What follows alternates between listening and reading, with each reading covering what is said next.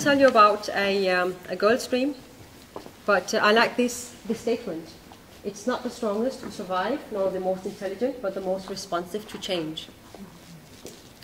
And I will tell you about my little girl's dream. It started when I was 9 years old. I had this dream of being something. You know, in my Pakistani culture, you are something if you are a doctor or you are an engineer. So when I thought about being a doctor and engineer, I didn't know what it was.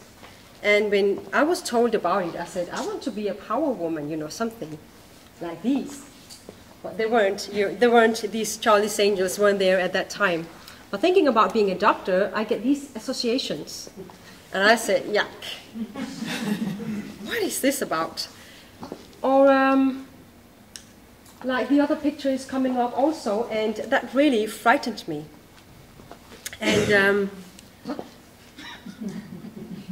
And I really got frightened from doctors, and then I said, no, mommy, I don't want to be a doctor because I don't want to cut in people or look like, you know, X-ray pictures with or without brains.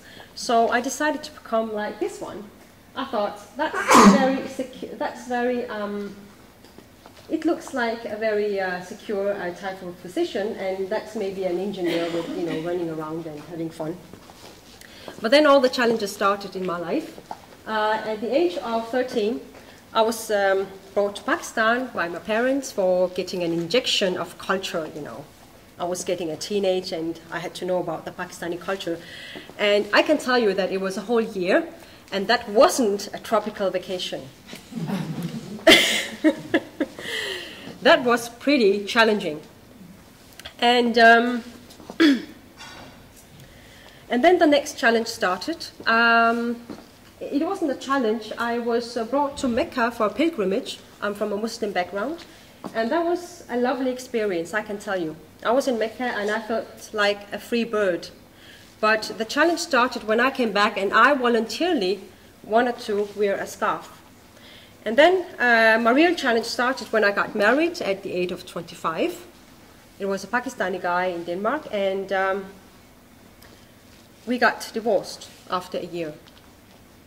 And that was good that I got rid of him, but then I got married again.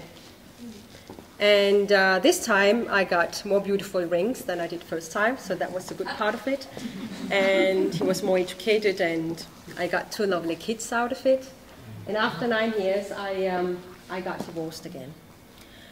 And I have never been more happy in my life than I am now in the age of 39. And I never stopped dreaming. I found my girl's dream again. At that time, it was to be something like a power woman. Today, it's the same, but it's phrased like, I want to make a difference in life.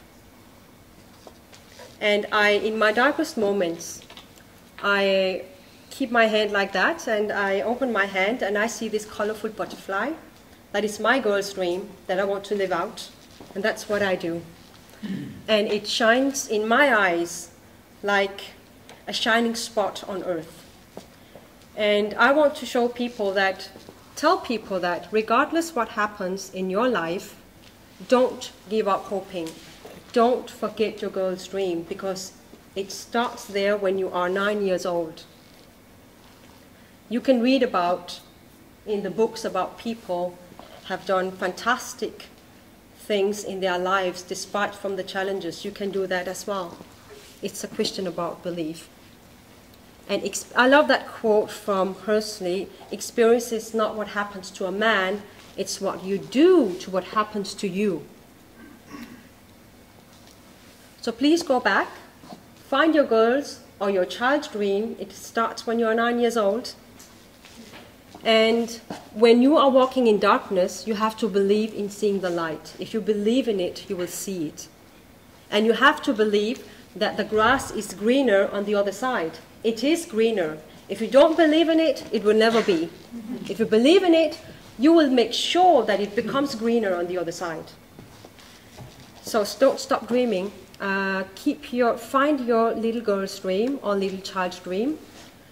That's the passion that every human being has in life. When you find that, move further with it. That's what life is all about.